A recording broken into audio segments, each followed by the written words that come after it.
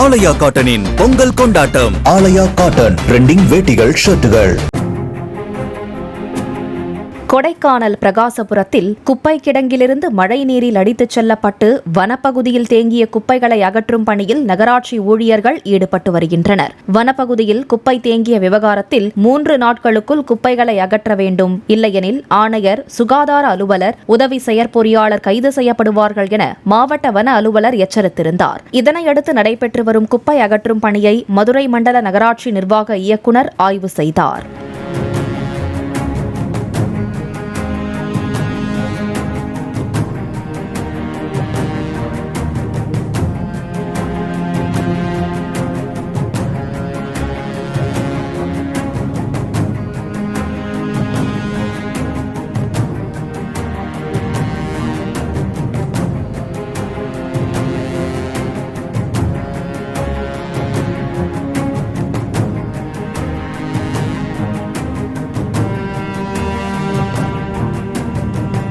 ஆலயா காட்டனின் பொங்கல் கொண்டாட்டம். ஆலயா cotton trending வேட்டிகள், ஷர்ட்டுகள்.